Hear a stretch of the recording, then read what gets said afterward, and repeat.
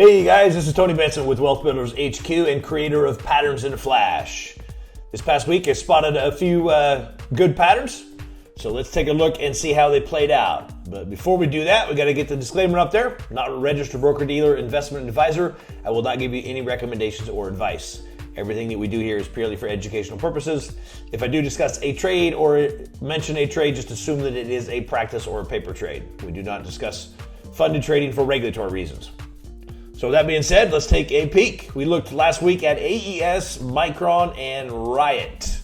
So let's take a quick look and see how they all did. Let's go to AES first. I've got the active patterns of the week. So this is the stuff that's happened over the last few weeks that is still either waiting to trigger or has already triggered, maybe is playing out the way we're looking for it. So last week we looked at AES as a descending triangle.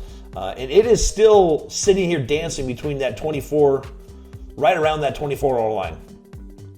So it hasn't triggered an entry point yet, but it is still looking good as of right now. It's still below that line. In fact, if it goes out for another week or so to the right, where that intersection of the trend line and that resistance line come together, I would love to see that. It'd be fine if it drops from here, but if it kind of dances around here and then we test that again, that usually is a good sign, as long as we hold that downtrend line. But either way, I don't care when it drops. This would be my entry point, looking for a pretty, actually that's a huge move. That's $3 on a $20 stock. So that's a good, what's that, 15, 18% drop. So I love the looks of that still. It's still in good position as far as I'm concerned. Micron, very similar story here. It has actually triggered an entry. I think it was the 25th or 26th. I can't remember which day it was. I think it was the 26th. One of these days. So it's technically triggered an entry point. It was I think it was this day right here. This is the day. Because this is the day that we were looking at when it ran up and almost triggered. It almost hit the downtrend line. And it dropped so far that day, way back below this resistance level. That means that level is pretty solid according to the bears, because they brought it all the way back and closed it below that line. And then for the past week, it's sat below that line. It keeps testing it. So you could have gotten in. This is the day. That's the day I highlighted it and said there may be a spot. So you may be in this already if you got into the trade. Okay, at least it hasn't stopped you out yet. If you haven't gotten into it yet, then there is still possibly some opportunity there. And then RIOT. This is one that has not triggered yet. It hasn't broken to the upside. Looking for it possibly to go get above that $40 level. If it does, then there's still some potential there. So we'll just have to wait and see and watch it from there. So, and then we'll poke through the other ones. These are some other ones. CFG, another one, Head and Shoulders, that hasn't played out yet. It's still on the radar. If it continues to fall from here, then that may be some potential. Johnson & Johnson actually triggered a couple weeks ago. It has fallen back to the entry point. The question is it still tradable here? It's kind of iffy. I'd want to see it bounce around, maybe even come back to the 170 level, so we'll see. If you got into this trade, then you probably did okay. You probably would have gotten stopped around 175 or so. So about $3 of profit potential there.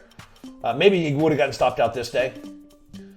Either way, it depends on how tightly you would have followed it, how it would have trailed it. You should have been out by now with some kind of stop in place.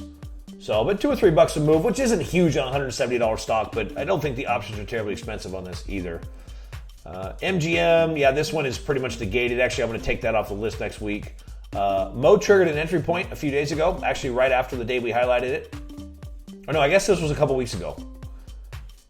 But it triggered an entry point here a few days ago. So if you're in that trade, then manage it. Just keep your stops here somewhere reasonable so that if it does pull back and start to drop, then you're out of it. So if you happen to get into that. Micron we just looked at.